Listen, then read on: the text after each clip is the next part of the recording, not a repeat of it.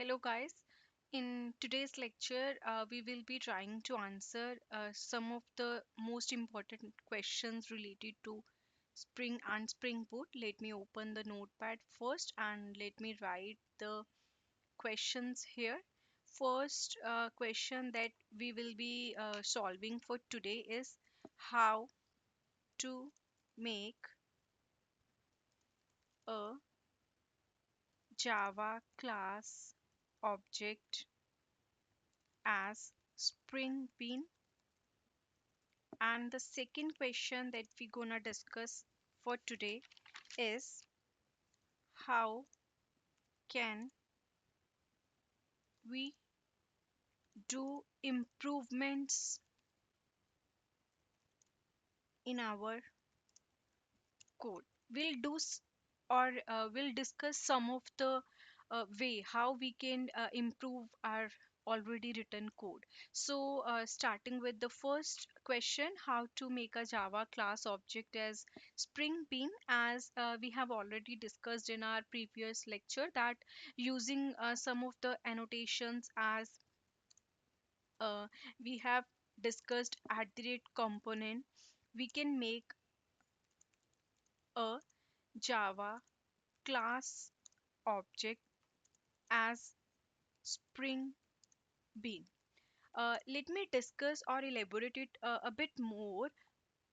Apart from using the annotation at the rate component, we can also use its child, we can say, as well. For that, let me try to draw some of the um, data, or we can say the flow diagram for all of you. Let me draw it first, and let me delete it, and we'll cover the new one over here. Yeah.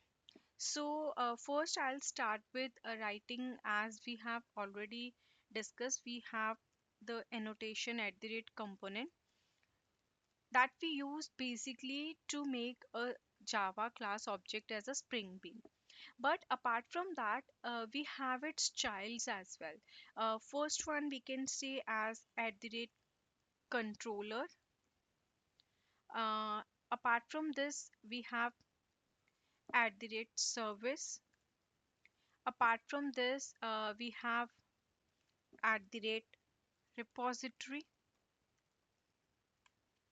And along with that, we have one more child. Let me write it over here, which is at the rate configuration. Let me shift it a bit over here. So these are the childs, we can say. This one, and this is the another one, and this is the third one. And apart from that, we have at the rate configuration here as well. Now at the rate controller have its one more child class, and it is known as rest controller.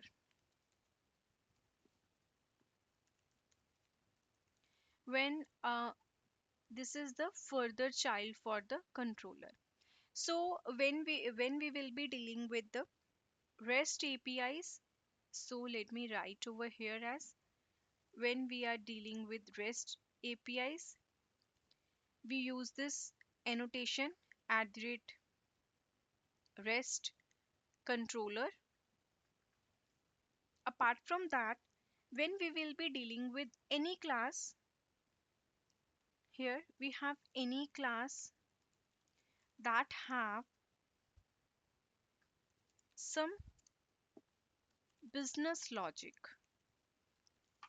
and that class is known as basically is a service class. And the annotation that we use for such classes to make these classes as Spring Bean, we use at the rate service. And apart from that, for the repository classes, we have it is any class that have some data logic rather than business logic. So such classes are known as, are enclosed, we can say, in the repository one, and the annotation that we use for such classes is at the rate repository. So uh, so the main point over here is, either we can use at the rate component to make these classes as a spring bean, or we can use at the rate controller, at the rate service, or at the rate repository, whatever class we are discussing with.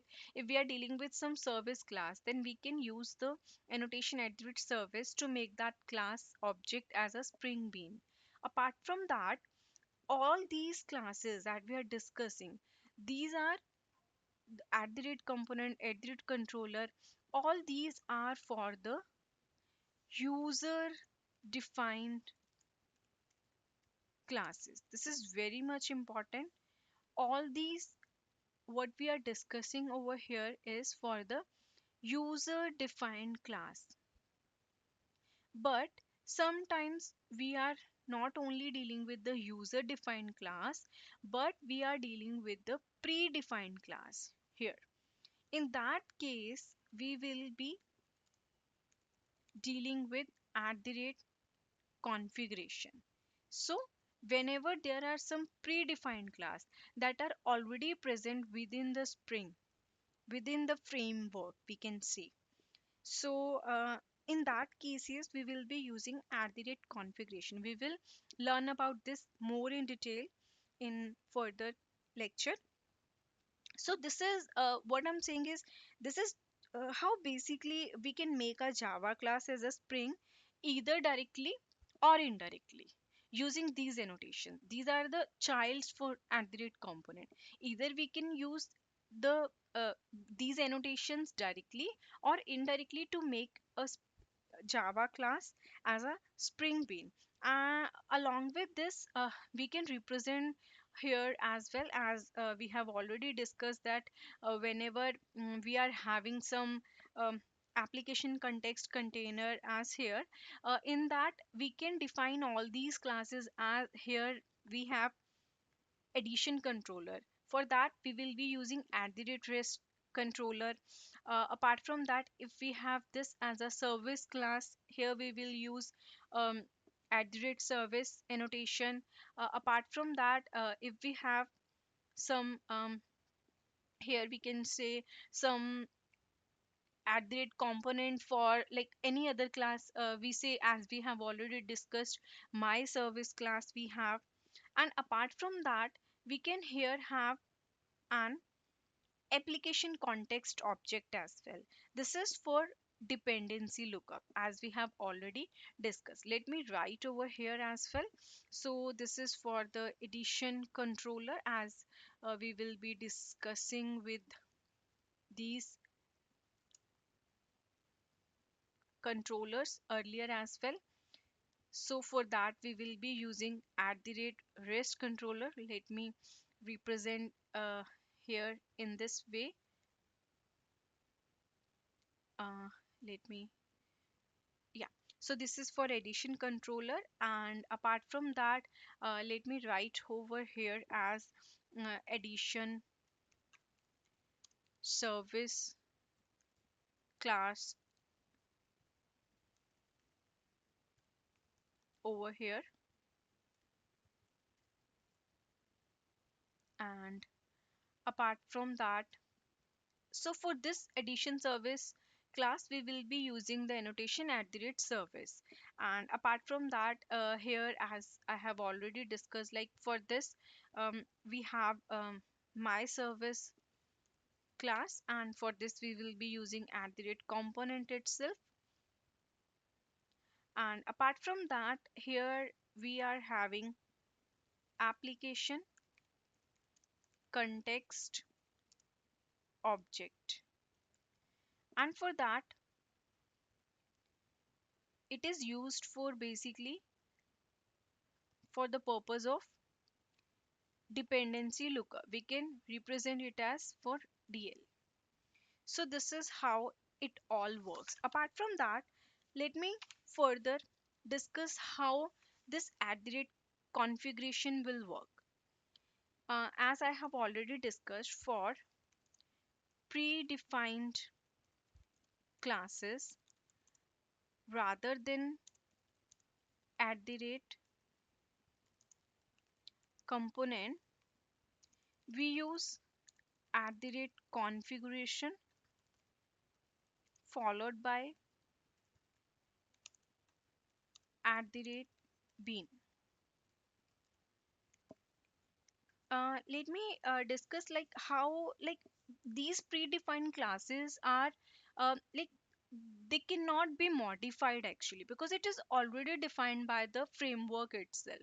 So rather than using at the rate component, we must use at the rate configuration followed by at the rate bean.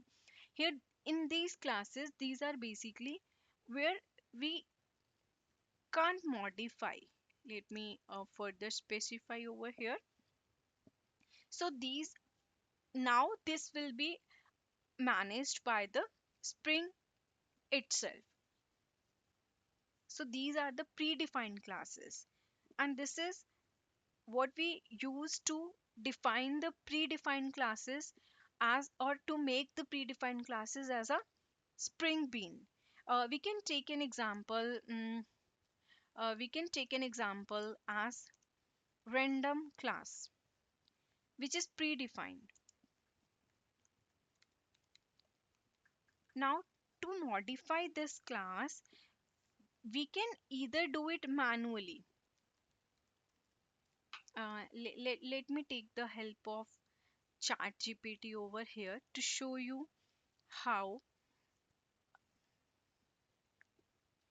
we can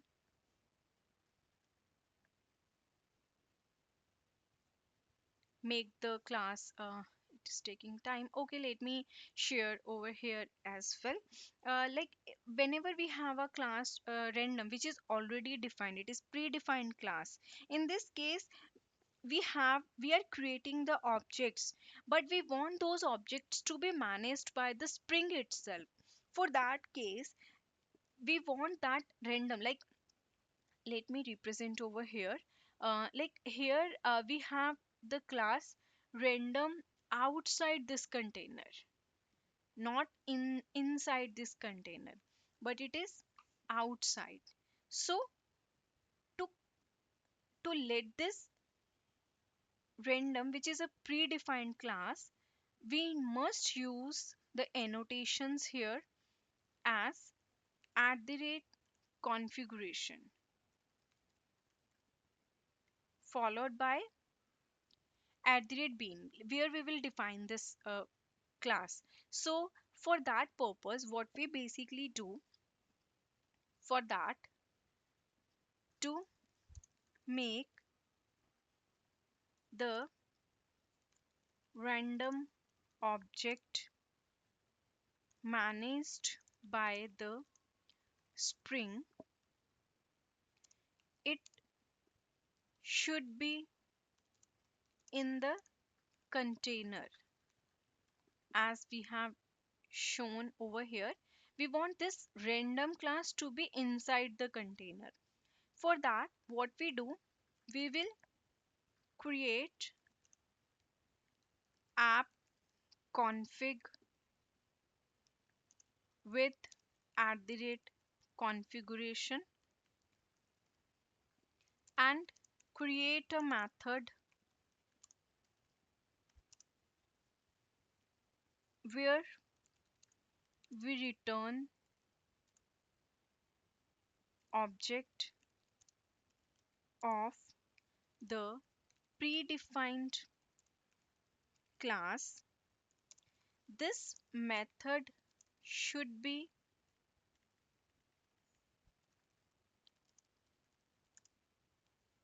annotated with at the rate bean. So this is how we can do or make a predefined class to be managed by the Spring. Apart from that, there are some classes where it is this we are using the configuration at the rate auto configuration. These are the classes which are, we can say these are the classes that are popularly used, and these are popular, we can say, jar files. These are popular jar files, and they have some sensible defaults, and it will be added to the container. In this case, we don't need to use this configuration, or we do not need to create this class and followed by this bean itself, but it is already been done by the Spring, because these are the jar files that are popularly used, and we do not have to do it, or we do not have to create such classes manually, separately, but they are already, this work has already been done by the Spring, and so we can directly use it using the annotation at the rate auto configuration. And once we have made it as a Spring Bean, after that, after making it as a Spring Bean, we can simply do the same dependency injection or dependency lookup, whatever is convenient for us. So this is how we can use this at the rate configuration. We can take an example for Google library, or we can call it as JSON. Basically, this is auto configured uh, library, and it is just used to convert the Java object as JSON string and vice versa. So as soon as we add JSON related jar in our project, it start Spring Boot application, and it will automatically create object of JSON and will be added in the container, and rest same dependency injection or dependency lookups can be done. So this is how it all work. Apart from that, there is one more annotation that must be used, but it must be used on some condition. This is at the rate condition, conditional on missing bean. So this is the annotation, this is a method that should be called. This is the method, let me write it over here. So this is the method that should be called based on some conditions only. It correspond to bean, like whenever there if there is some bean that is missing, if developer do, then not by the Spring, and if not developer, then it must be done by the Spring. Like these type of conditions are there, and in that case only we will be using this annotations. So this is how we can make a Java class object as a Spring Bean. Now moving further, move on moving on to our second question. Let me write this as our first answer. Now moving on to our second question, let me answer the second one over here. How can we do the improvements in a code? I'll consider one of the example. Actually, I want to discuss you about the Lombok. It may be a strange word for you, but let me tell you how we can use this library. It's a library basically, but I just want to discuss this library to do some improvements in our already written code. So whenever it is basically when whenever we need some whenever we have the aim. This is the Lombok library that aims to remove the boilerplate code. What does it mean, this boilerplate code, which is the unnecessary code, we can say So this is the code which is not needed actually. This is already done. This is like very basic. We don't need to spend some of the time working on writing this type of code, because with the help of some annotation, with the help of some already defined classes or jar files, using that directly we can reduce the size of our already written code. So this is how this Lombok library work. It basically need to understand, this is the need of the library basically, and this is called the Lombok library. We can take an example, we can first need to do the dependency injection first. We need to add the we need to set up Lombok, and we need to add Lombok pom dependency. Now let me tell you how we can find this. um, we can ask ChatGPT for the same, the Lombok pom dependency. Let me show you here. um, uh, Let me stay logged out. Help me, can you please be polite with the ChatGPT as well? Can you please help me to get the dependency for Lombok pom dependency? So from here we can get the dependency. We need to copy this code. We need to copy this code and we need to paste this in our pom file, in our project. One thing you must know that whenever we are adding some dependencies in our project, we must not include, here my ID is getting open. Here it is. Let me show you where we can find. This is our pom.xml file. So in this we need to add our dependency. In between we need to add whatever dependency we want to add. See here, as we can, this is dev tool dependency. In this way we can add the other ones as well. Let me show you. If I add it over here, please be sure that whenever you are adding any kind of dependency, do not add any of the version over here, because whenever we are trying to add the version, then the Spring will, like, it will specifically go for that particular version, and if the other versions are not getting matched, then there will be some problem. And if we do not add any version, in that case Spring will automatically look for the compatible version for you. So in this case, I will say, let me write over here as well.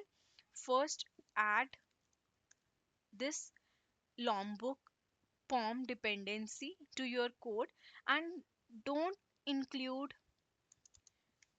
version whenever you will be adding. Let me remove this. Let me write it outside the code here. I'm already telling you why, what's the reason to not including the version, so that Spring will automatically look look for the compatible version for you. And apart from that, we can take how, once we use this dependency, again we need to use the maven clean, maven package and all those things, and we need to close the id and then reopen it. Once it is done, after that, we can use, we can first need to import. We can import that Lombok using the annotation at the rate data. Once you get, it will at the rate data will import Lombok into our code. And once the import is done, we can use directly some annotations like at the rate getter, at the rate setter, at the rate to string. So in this way we can directly use this. In that case we do not need to write the code to get, like let me take in a help of chat gpt. Help me to compare two codes, very simple, because I'm just trying to, where at the rate getter and is used and not used, just simple code to compare. So this is how we can make the use, or we can say the help of. So this is, here you can say this is the class person, name, age. Here we are getting its name and it will return. Similarly we will set the name and we do. But whenever we are using this Lombok, we do not need, we are just writing at the rate getter, and all these things will be done automatically. We do not need to write getter and setters manually. So this is how it works. We can directly get this age, we can directly get this name. We do not need to write manually. So this is how it helps for our code to get improved. So in this way we can make the help of this. Apart from that, we can also take another example, like when we are using some annotation at the rate slf4j, as we have already we need to logger, we need to define first, then we can use. But with the help of at the rate slf4j, now we can directly use log, and we do not need to define and then we can use logger. So logger will be replaced with log with this. And apart from that, we can use some annotation like at the rate required args constructor. So using this annotation, basically it is required for generating constructor. So using this we can create, or we can create a constructor whatever we want. But if we are using this annotation, we need to use let me take an example. We have the field as private edition service, edition service. But we need to, if we are doing the construction manually, we will be further doing it. But if we are using this annotation, we only need to add final over here. And in this case, let me give you an example as well. Help me to compare constructor making with at the rate required args constructor and without, with simple example. So in this way we can ask ChatGPT to clear our doubts. So here we can see you must manually write the constructor for all final or not null fields over here. As here we can see, let me show you. So this is our class, these are the fields, and here we are manually creating the constructor for this class. These are the arguments, and this is how we are manually doing the constructor making. But with the Lombok we are just adding this, and we are writing the fields itself, and we are not creating the constructor. But in that case, although we are using final word in both, but in this case final is mandatory. All final is mandatory. So in this case, this is how auto it will actually generate behind the scene as this, but we do not need to write it. So in this way we are making our code more simpler. So this is how it helps to improve our coding. So I hope you understand it well, how we can improve our code writing skills, and how we can make our Java class object as a Spring Bean. But make sure whenever we are trying to make the Spring Bean, our class must be checked whether it is predefined or the user defined class. Based on that only we must use the annotations. Apart from this, to use the Lombok library, we are adding the dependency, as well as we need to do some IDE setup as well. For that we must go to help, and we must go to new install software, and here we must look for Lombok. Although for this actually there is some um, there is some path or URL that we must fill first to get the, it is like some projections, although currently I'm not able to see because it might be already there in my ID. That's why I'm not able to get it. Let me check that as well. mm, yeah, it is already there. So using this URL, this is already Lombok, it is already sported, so it's not showing.